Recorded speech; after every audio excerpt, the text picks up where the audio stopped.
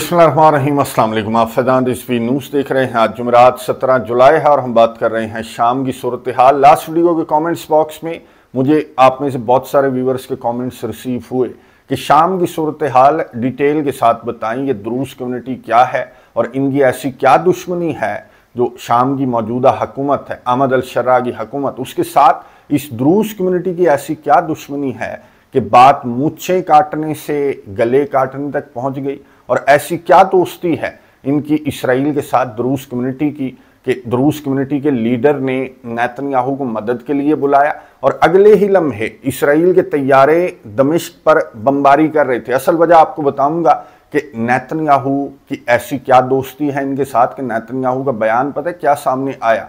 Netanyahu ने यह कहा कि द्रूस कम्युनिटी को प्रोटेक्ट करना हमारी ड्यूटी है। अब ये ड्यूटी इसकी किसने लगा दी है, असल वजह आपको बताऊंगा। अमेरिका का रद्दमल भी सामने आ चुका है और जंग बंदी का स्टेटस भी आपको बताऊंगा कि एक मरतबा जंग बंदी मुआहिदा हुआ और 1 घंटे भी नहीं टिका। अब दूसरी मरतबा जंग बंदी मुआहिदा तो तय पा चुका है द्रूस और शाम की हुकूमत के दरमियान, लेकिन इसके मुतल्लिक भी ये जो दूसरा जंग बंदी मुआहिदा है इससे मुतल्लिक भी कुछ खबरें जो हैं वो अच्छी नहीं आ रही इंटरनेशनल मीडिया के ऊपर। अच्छा, सबसे पहले मैं आपको ये बता दूं कि द्रूस कम्युनिटी है क्या, ये जानना बहुत ज़्यादा ज़रूरी है। उसके बाद आगे चलेंगे ताकि आपको मामला जो है वो अच्छी तरह से समझ में आए और मैं आपको आसान अल्फाज में बताऊंगा स्किम स्कैन करके कि द्रूस कम्युनिटी है क्या और इसकी तारीख क्या है। इसना अशरी शिया आपको मालूम है जो 12 इमामों को मानने वाले शिया हैं, ईरान के अंदर मेजोरिटी है, पाकिस्तान समेत पूरी दुनिया के अंदर इसना अशरी जो शिया हैं उनकी मेजोरिटी है जो 12 इमामों को मानते हैं। अब ये जो इसना अशरी शिया हैं इनके चौथे इमाम हैं इमाम ज़ैनुल आबिदीन अलैहिस्सलाम। इमाम ज़ैनुल आबिदीन अलैहिस्सलाम से एक फ़िरका अलग हो गया था अहले तशय्यो से और वो फ़िरका था ज़ैदिया हौसी, जो यमन के हौसी मुजाहिदीन हैं। ये ज़ैदिया फ़िरका है इनका, यमन के अंदर आपको ज़ैदिया मिलेंगे। छठे इमाम जो इसना अशरी के छठे इमाम हैं इमाम जाफर सादिक अलैहिस्सलाम, इनसे एक और फ़िरका अलग हो गया था इस्माइली आगा खानी, शश इमामी भी इनको कहा जाता है। आपको मालूम होगा कि पाकिस्तान के अंदर कराची में, गिलगित बल्तिस्तान में इनकी बहुत ज़्यादा स्ट्रेंथ है। इवन कि इस्लामाबाद, रावलपिंडी में भी इनकी इबादत गाहें हैं जिनको जमात खाने कहा जाता है। इनके जो 50वें इमाम हैं प्रिंस करीम आगा खान के बड़े साहबजादे प्रिंस रहीम आगा खान, ये आगा खानियों के इस्माइलियों के ये 50वें इमाम हैं। अच्छा, आगा खानियों के जो 16वें इमाम थे हाकिम बे अमरिल्ला, यहाँ से एक और फ़िरका आगा खानियों से निकला था और उसको कहा जाता है द्रूस। द्रूस आपको मिलेंगे लबनान के अंदर, इसराइल के अंदर, गोलान हाइट्स जिन पर इसराइल काबिज है वहाँ पर, और शाम के अंदर ये द्रूस की बहुत ज़्यादा इनकी स्ट्रेंथ है। 10 लाख से ज़्यादा पूरी दुनिया के अंदर रिपोर्ट्स के मुताबिक द्रूस की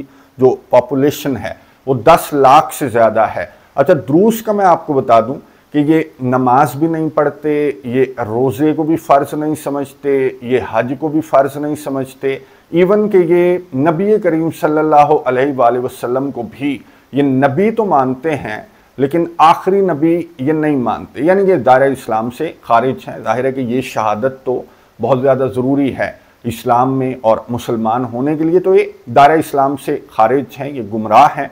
इसमें कोई फ़र्ज़ नहीं है कि ना नमाज, ना रोज़ा, ना हज, ना ज़कात वगैरह कुछ फ़र्ज़ नहीं है। हाँ, मूछें रखना यूँ समझ लें कि इनके लिए फ़र्ज़ है। ये मैं आपको दिखा रहा हूँ कि जो इनके लीडर्स हैं द्रूस कम्युनिटी के, ये सूफियाना किस्म का इनका गेटअप है और ये दाढ़ी मूछें जो हैं वो इनके लिए रखना, स्पेशली मूछें रखना और लंबी लंबी मूछें जो हैं वो इनकी आप देखेंगे द्रूस कम्युनिटी के जो लोग हैं इनकी लंबी लंबी मूछें हैं और ये मैंडेटरी समझते हैं, ज़रूरी समझते हैं मूछें रखने को। बहरहाल ये द्रूस कम्युनिटी, शाम के अंदर द्रूस कम्युनिटी का इतना होल्ड है, इतना स्ट्रॉन्ग होल्ड है, जैसे ये जो इलाका मैं आपको दिखा रहा हूँ जहाँ पर ये रिसेंट जो क्लैशेस हैं वो स्टार्ट हुए, स्वेदा का इलाका ये सदरन सीरिया के अंदर है, ये एक ऑटोनोमस इलाका है, यानी कि यहाँ पर द्रूस कम्युनिटी जो है उनके लीडर्स के अहकामात चलते हैं, इनके इबादत खाने हैं, इवन के मसल्ला इनके जो सिक्योरिटी है वो इनकी अपनी है, मुसल्ला नौजवान हैं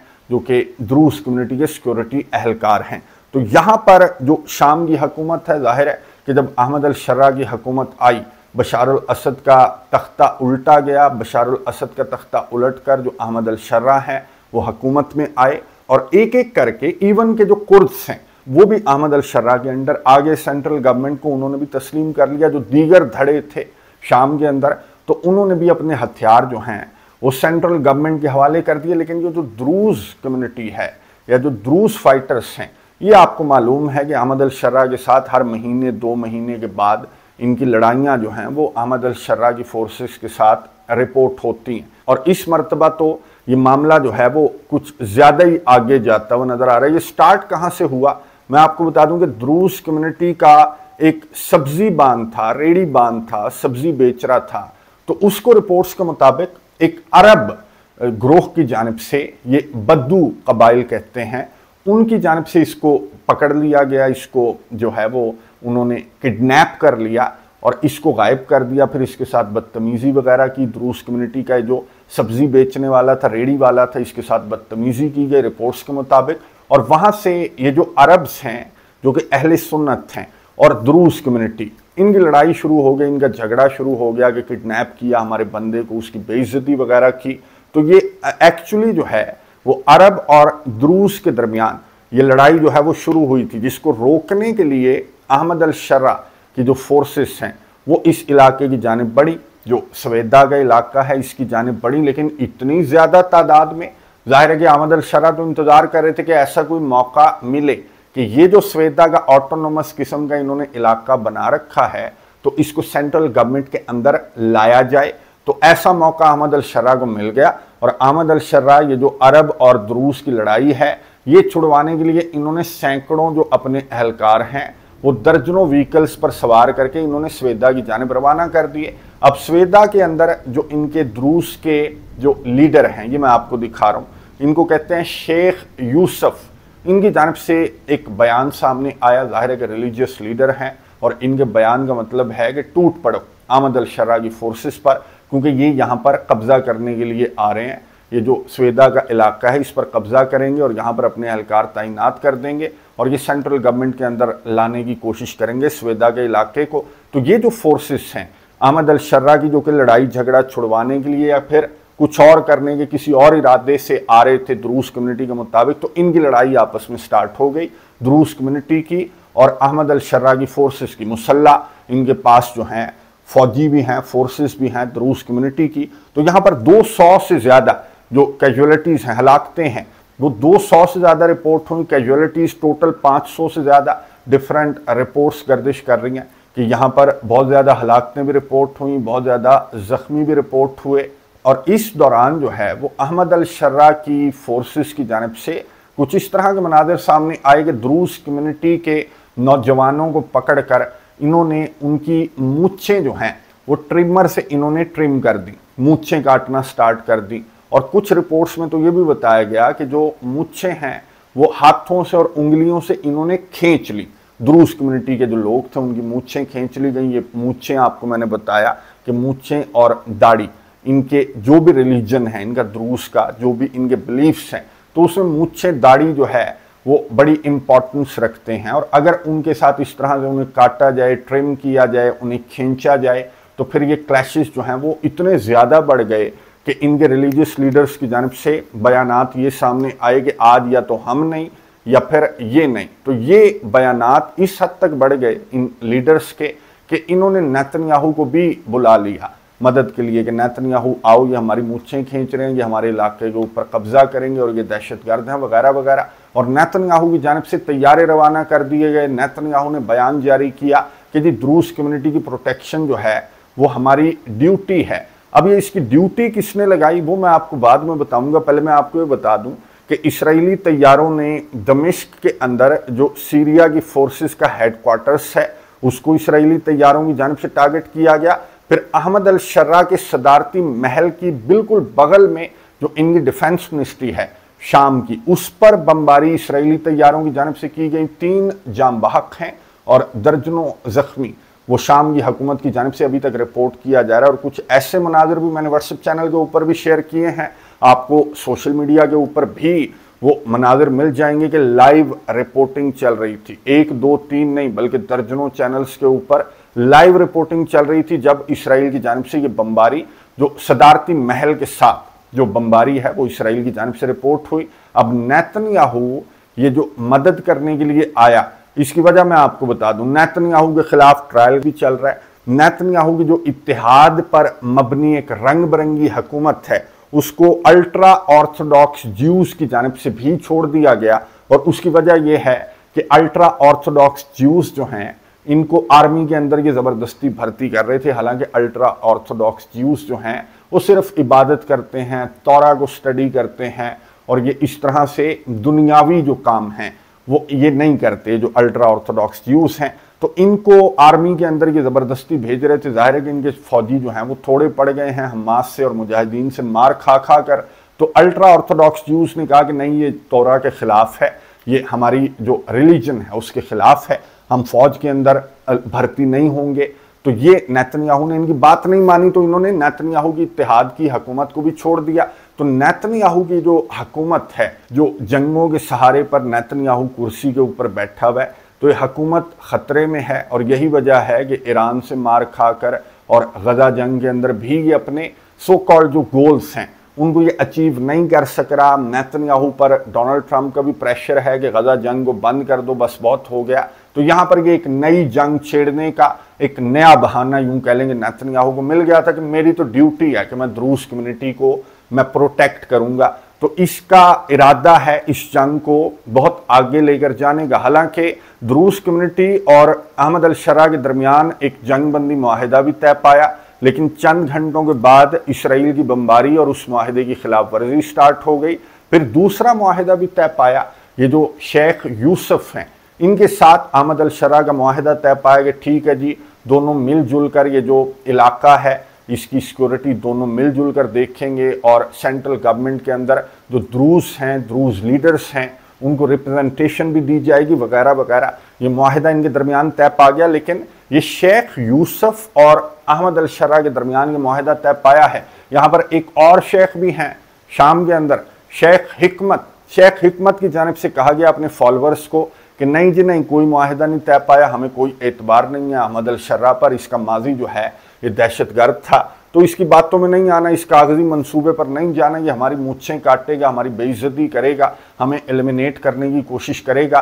तो ये जो शेख यूसुफ और इनके फॉलोअर्स हैं इनकी जानिब से तो कहा गया कि मुआहिदा तय पा गया है, लेकिन शेख हिकमत और उनके फॉलोअर्स ने कहा कि कोई मुआहिदा तय नहीं पाया। अमेरिका से जब सवाल पूछा गया डोनाल्ड ट्रंप से, बहरीन के यहाँ पर मैं आपको बता दूं कि प्राइम मिनिस्टर क्राउन प्रिंस यहाँ पर आए हुए थे, तो यहाँ पर डोनाल्ड ट्रंप से सवाल पूछा सहाफ़ी ने कि शाम के अंदर क्या चल रहा है, क्या जंग बंदी मुआहिदा तय पाया, तो डोनाल्ड ट्रंप ने तो जवाब नहीं दिया। डोनाल्ड ट्रंप ने कहा कि मार्को रूबियो इसका जवाब देगा। मार्को रूबियो ने क्या जवाब दिया ये सुनिए, उसके बाद बात करते हैं। Well, I can't comment. I think I'll ask Marco to say a few words on Syria.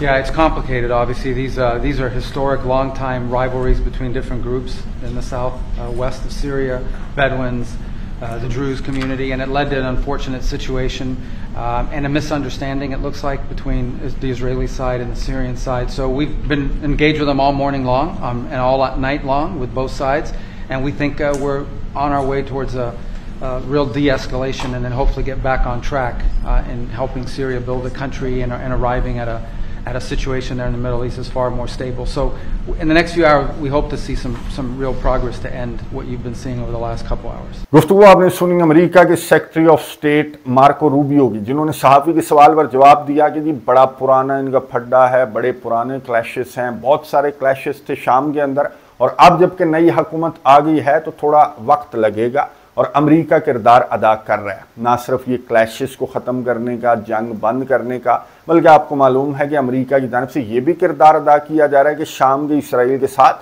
ताल्लुकात नॉर्मलाइज करवा लिए जाएं। इसलिए अमेरिका जो है वो द्रूज कम्युनिटी को भी, सीरिया की हुकूमत को भी और इसराइल को भी अमेरिका की जानिब से समझाने की कोशिश की जा रही है कि मैं नॉर्मलाइज करवाने के चक्कर में हूँ और तुम जो हो ये जंग जो है वो शाम तक फैलाने के चक्कर में हो। जाहिर है कि नेतन्याहू तो अपनी कुर्सी के चक्कर में है और डोनाल्ड ट्रंप अपने वो पीस प्राइज के चक्कर में है कि मुझे अमन का अवार्ड जो है उससे नवाज दिया जाए। तो ये सारे अपने अपने चक्कर में हैं। लेकिन मैं आपको बता दूं कि नेतन्याहू ये जंग जो है वो जारी रखने की कोशिश करेगा। जाहिर है कि कुर्सी का चक्कर है और नेतन्याहू को कोई जंग जो है वो अब इस तरह की नज़र नहीं आ रही। गजा जंग को लेकर इसराइल से भी बहुत ज़्यादा प्रेशर है, अमेरिका से भी बहुत ज़्यादा प्रेशर है, ये अपने गोल्स को भी अचीव नहीं कर सका।